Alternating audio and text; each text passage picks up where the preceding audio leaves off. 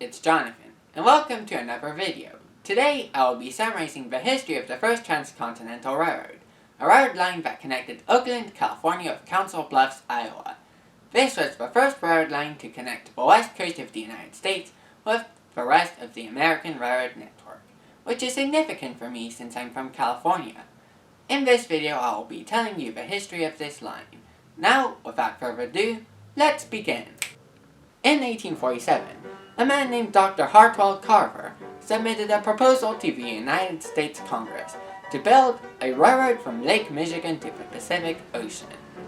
The document he submitted included various details about the proposed railroad line, as well as advantages of building such a line. For example, this railroad would not only be useful for trade between the west and east coasts, but also for trade between the Atlantic and the Pacific. Realizing these advantages, Congress approved the proposal, and in 1853 it allocated $150,000 to the United States Department of War, so that the U.S. Army could conduct surveys on possible routes for a road to the Pacific. The result was the Pacific Railroad Surveys, a detailed series of reports on the plants, animals, and terrain of the West. The reports were published from 1855 to 1861. Once these surveys were published, one question remained: where should the railroad be built? Congressmen from the northern states wanted the railroad to be built in the north, while congressmen from the southern states wanted the railroad to be built in the south. As a result, construction would not begin until the 1860s, when the American Civil War occurred.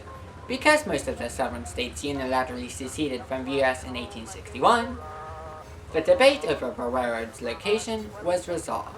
In 1862, Congress passed the Pacific Road Act, allowing the road to be built on a northern route with federal funding.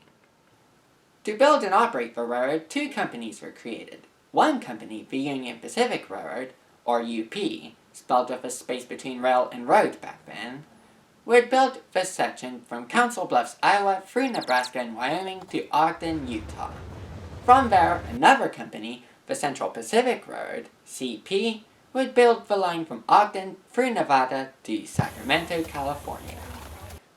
Once those companies were established, the Central Pacific held its groundbreaking in Sacramento on January 8, 1863, and on December 2nd the same year, the Union Pacific held its own groundbreaking along the Mississippi River.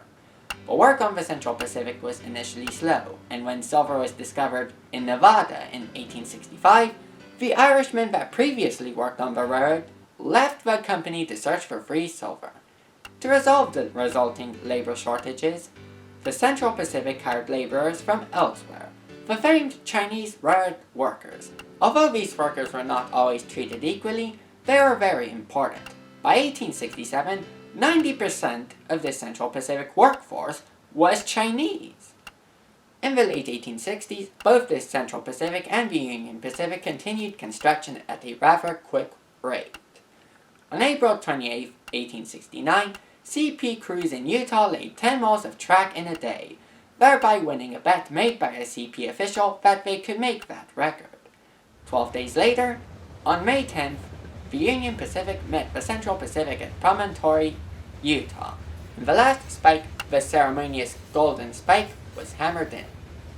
4 months later, on September 6th, the line was extended to Alameda Terminal on the shore of San Francisco Bay.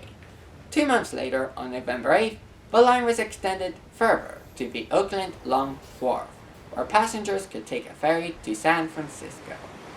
The First Transcontinental Railroad was now complete. Although the following 100 years would result in the line's route shifting, even today, one can take a train, Amtrak's California Zephyr, from the San Francisco Bay Area to Chicago. Thanks to the First Transcontinental Railroad, as well as several other lines that followed only a few decades later, it became much easier for people and goods from the East Coast to travel to my home state of California, and vice versa. I hope you found this informative. This has been Jonathan Lombardi, and I'll see you in the next video.